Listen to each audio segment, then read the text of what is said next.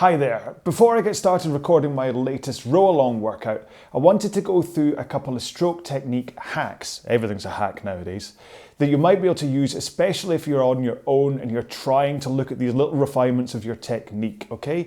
Now these things are going to cover how to make sure you drive out with straight arms, how to make sure when you drive out the front you don't open your back too soon, and then also looking at how far forwards you slide your seat, okay? A couple of bonus tips at the end. But let's start off with the seat slide. So when I think about seat slide, what I'm really thinking about is getting to a point when my shins are at vertical, okay? Why? Well, if you're too shallow, you're kind of robbing yourself of leg drive, okay? You've got a whole distance that you're not able to do the drive for. And for some, not everyone, don't shoot me here, for some, if you go too far past it, then you can cause a bit of a power leak, either because your butt scoots back or because you're having to push off your toes, etc. Some people it works for perfectly, okay? I'm not saying it's a bad thing to do for everyone, but as a starting point, if you want your shins at vertical, how do you get that sense, especially if you're on your own and you don't have someone to tell you that you've gone too far or not far enough? Here's what I do, okay? Grab a post-it note. Doesn't have to be pink, it can be any post-it note you like. Put one foot in the straps, and then roll forwards until your shin is at vertical. Put a finger on the rail right at the point where the roller managed to get to, and then place the post-it note at that position on the rail. Now, depending on how dirty or moist or whatever your rail is, might take a while to stick it down, but I'll let you look after the post-it note side of things. I know you're an expert, it's fine. Then, when you're rowing, all you do is as you roll forwards, you'll feel a little click, just a tiny little click as you roll over the post-it note. It's not enough to stop you, so it's not going to suddenly crunch you to a halt as if you had like a band around it or something, but you'll just feel this little feedback response saying, there you go, there you go. And you'll know, especially for the people that go too far, if you feel that click and then keep on rolling for ages, click, roll, you're like, hang on, I'm going way too far forwards. Or if you don't feel that click, it means you're not reaching that point, okay? Now, if you don't reach that point, then first off, look at your flexibility, maybe try to get some ankle mobility and hip flexor mobility. But what you can do is you say, well, I'm only here, right? So that's as far as I can roll in my slide if I can't get all the way to vertical. So I'll get another post-it note. Here we go. Man takes off post-it notes. And then I'll attach that just a little bit before my maximum, my kind of perfect point, and I'll try and hit that one. And then just move it slightly further and further towards your perfect point until you've developed that flexibility. Might take a few rows, might take like kind of a couple of weeks to get that flexibility in amongst doing some kind of training as well. But eventually, hopefully, you'll train yourself to get to that point. Now, there's a lot of body mechanics things going on as well about your lean forwards, which helps, etc. But just thinking about the slide getting you forwards, this is a really good little feedback thing that will just teach you the muscle memory and give you that little feedback clue that you've got that far without it being something that you can just go a million miles an hour forwards to, and then because it's jammed all the way around the rail, like if you've got a towel or something, it just stops you and you've lost the fluidity of your stroke. So this keeps your stroke going. You never actually stop. You just feel this tiny little click through your butt, and that's all you need to know. I've made it, or I've not made it, or I've gone too far.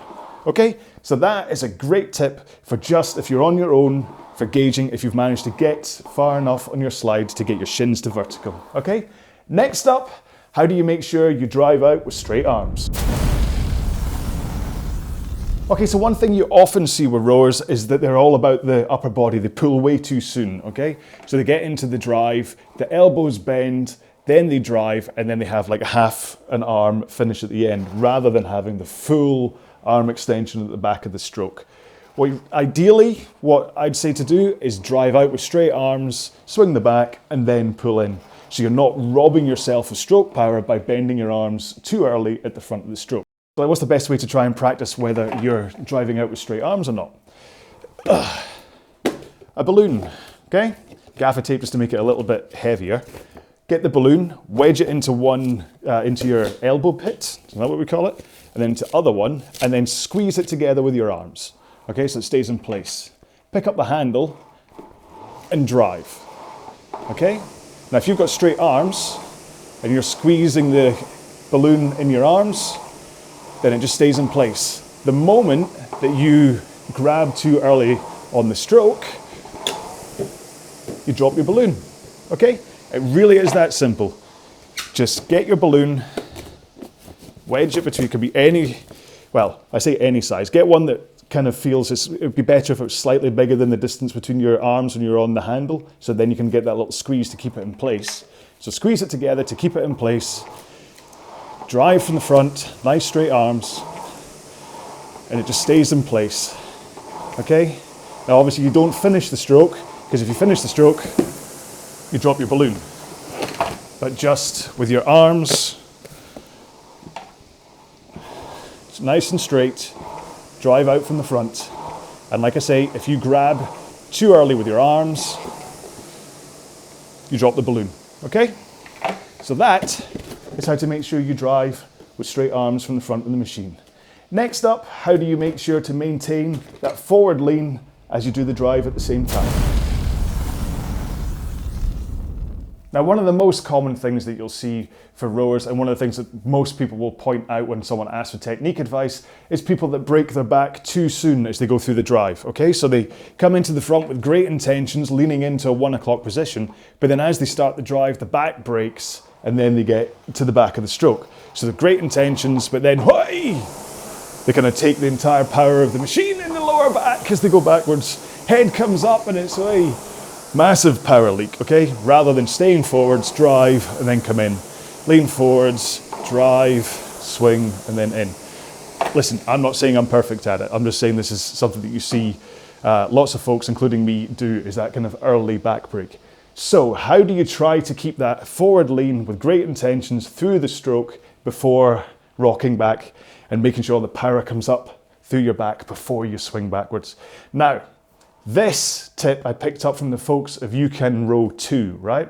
Now they used a ball, so to avoid complete plagiarism here, I am going to use a drumstick. Now you don't have to use a drumstick, you can use a wooden spoon, you can use a ball, but like I say, let's try not to copy the folks at You Can Row 2.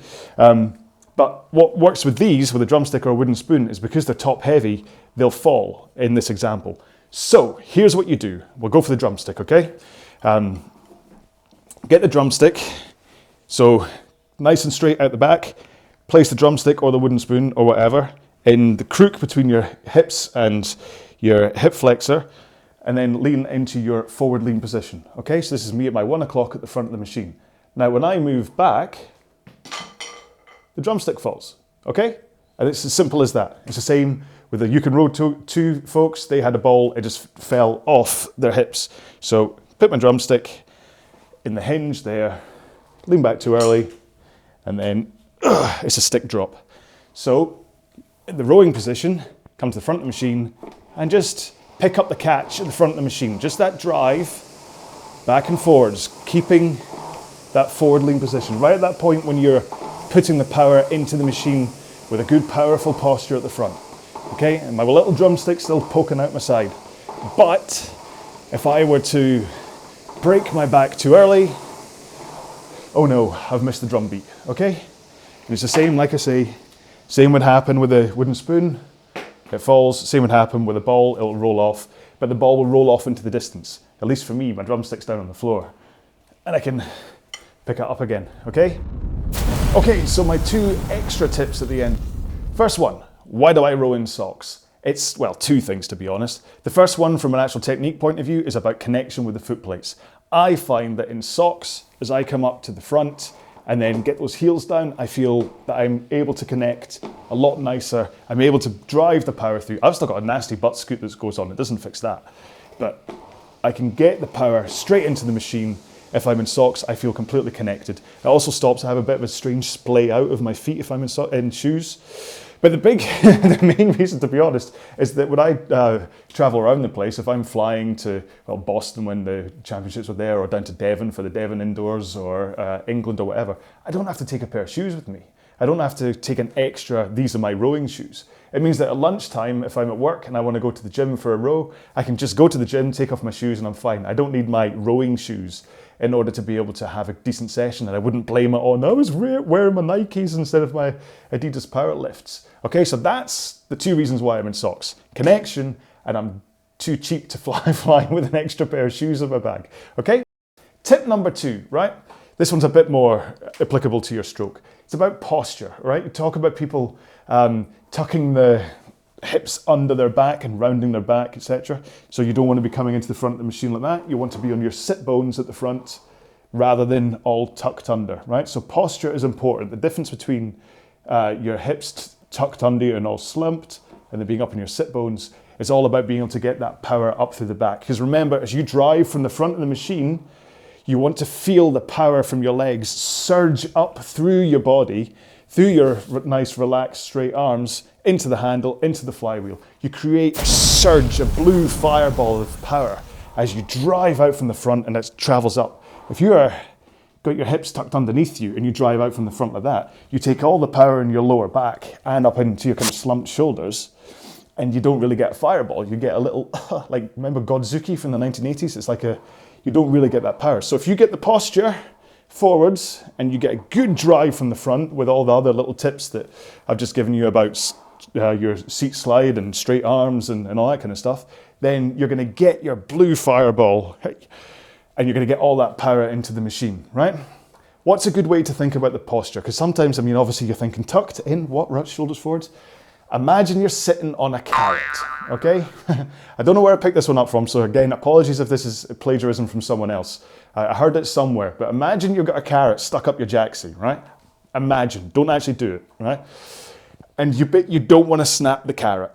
So you get to the front of the machine, you've got a nice, powerful posture, your carrot's safe. You drive, you rock through the hips, you finish, you're still in a nice, powerful posture, the carrot is safe. The moment you slump down, what's up, doc? And your carrot's gone, right? Same at the front. If you slump, if you can do that, then the carrot snaps. So a nice, powerful posture at the front, save the carrot, and you're just rocking backwards and forwards, and then your carrot is safe, right?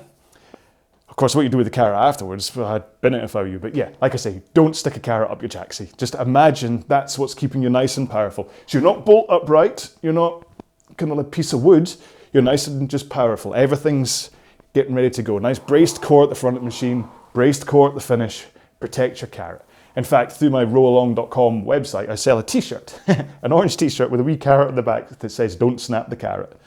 No one's bought one yet, it's really weird, I wonder why. But anyway, so that's the tip for posture, is just consider this carrot. Realistically, what you want to do is not have your slump, okay? You want to be up in the sit bones, but if you need something to think about, just imagine my wee carrot.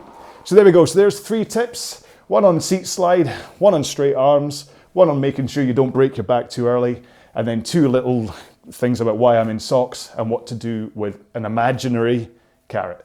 Thanks very much for watching this video. Remember to check out the RowAlong workouts on the YouTube channel, and you can visit RowAlong.com to see everything that I'm doing. And thanks once again to the You Can Row 2 people for letting me kind of mold their original tip. Do check them out. They're an incredible wealth of information. And everyone, row strong, stay safe, and let's remember we're all in this together. Let's set some good times. Stay strong. Bye-bye.